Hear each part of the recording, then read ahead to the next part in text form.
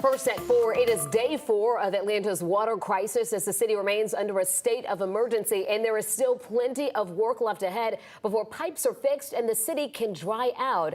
This is a live view of what it looks like at the intersection of West Peachtree and 14th Street, where you can see the roadway still wet out there and plenty of water still gushing out from below. Good evening and thanks for being with us. I'm Jennifer Bellamy, and tonight for Faith Jesse. And I'm Jonathan Martin. Well, tonight many are wondering when this water crisis for the city will finally be resolved. Today, everyone from Atlanta's mayor to business owners and many of you in the city are still searching for answers. We have live team coverage of the water crisis. Our crews are spread out working to get you the facts that you need tonight. Our coverage begins, though, with 11 Alive's Ron Jones. Ron, any timeline, a timetable as to when things will finally return to normal?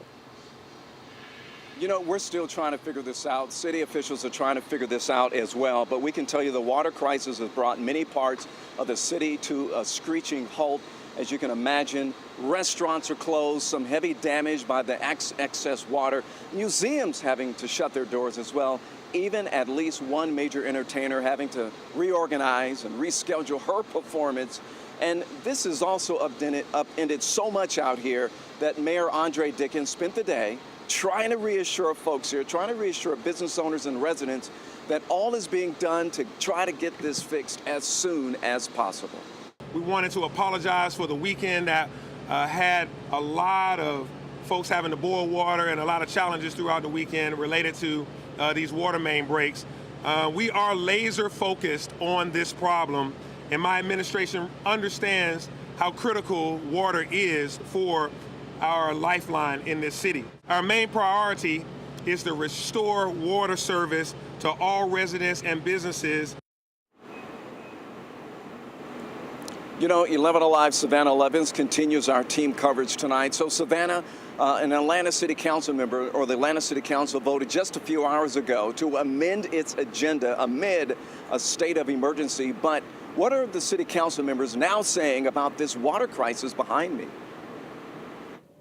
Well, so they amended their agenda to be able to hear an update from Watershed Management, and just moments ago that update began. Watershed Management updating City Council about what's going on. Prior to that, it was a long and emotional public comment portion where several citizens of Atlanta demanded that action be taken quickly. But here's what we know so far. At a press conference this morning, city officials said they do not believe the Midtown water break is related to the one that happened near downtown, but they're still working to figure that out for sure. Al Wiggins, the city watershed director, saying he believes the old age of the pipes are to blame, saying the current system is about 80 years old. Now, the average age of failing water mains is about 52 years, according to a 2023 national study. So when I asked Wiggins why the pipes haven't been replaced in the past 80 years, he said, well, repairs are always ongoing. Just before the city council meeting tonight, I did speak one-on-one with city councilman Antonio Lewis, who said it is past time to do a full overhaul of the pipes citywide.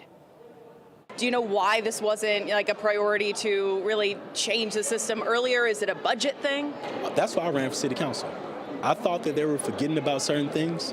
It's time to fix them. Do we have the money to fix it? If we don't, we need to go get it. The one thing about Atlanta, we just put out our largest budget in the history of our city, 2 years straight. We have the largest amount in our reserves in the history of our city. So when you say if we don't have it, when I say we don't have it, we go find it and get it done. This is not a if. I don't want to know what happens if we don't, right? I don't want to know what happens if we don't. So I am full out in support of fixing every pipe in this city. You know what, Savannah, this is happening all across our country. Is it normal that our city system is that old? Well, Atlanta's system does seem to be older than average, Ron. About 33% of water pipes in the U.S. are older than 50 years. And this one in Midtown and downtown, I mean, these date back to 1910 and 1930, respectively. So we're certainly on the older side. Actually, just moments ago, I just wrapped up another one-on-one conversation with another councilman, Councilman Bond, who is representative of the Atlanta at large. So we'll bring you what he said coming up at 5 and 6 p.m. tonight. All right, Savannah, thanks a lot. By the way, you just pointed this out. Not only is it happening here in Atlanta, but across the country. Some of them have been that way since the 1940s. Thanks a lot. We'll talk to you in just a minute. Since Friday, officials put in place a boil water advisory, and the lingering problems with the city's water works have caused it to now be expanded. So listen up, folks. Our team has now created a map for viewers, for you out there, for your family to see exactly which parts of the city are still under a boil water advisory. So that includes Midtown, parts of downtown, Grant Park, Old Fourth Ward, East Atlanta, and West End neighborhoods as well. 11 Alive's Grace King, she's going to join us right now to talk a little bit more about this. I know that you have spoken with some of the residents here as well. What are they saying? Well, some of them don't have water at all right now. Others tell me they're under what seems like an indefinite boil water advisory. That's why fire stations across the city are starting to hand out water. At Fire Station 15, firefighters loading up cars, carts, and arms of those trying to help. A couple of my neighbors have had recent surgeries, one hip and one hernia, so they can't walk, they can't get out and get any water or anything like that. Michael Voth grabbing 2 cases of clean water so he and his neighbors don't have to worry about a series of water main breaks across the city. It's kind of a pain to have to do all your boiling and everything. We've been doing that for the past 24 hours, and then when we heard about the fire station giving away water, we were very, very happy to hear that. Richard Satchel says he lost water pressure for a bit. Couldn't shower, get your toilet to flush, so that was kind of inconvenient, but the pressure's back now. Even with the pressure back, he's hesitant to use the water at all. And a lot of people in my building have health issues, so I'm just kind of leery of even boiled water. I just as soon do the bottle. I just feel safer about it. And if you need to pick up those cases of bottled water, Fire Station 15 in Midtown has some, Fire Station 11 near Atlantic Station. They're also setting up little stations around the city, including right here on 11th and Peachtree. Yeah, you can see why a lot of folks out here are very frustrated. They want that water turned right back on. Grace, thanks a lot. We'll see you later on in the broadcast. We know a lot of you folks out there, you might have questions about what to do if you're under a boil water advisory. So this is what you can do. You can shower.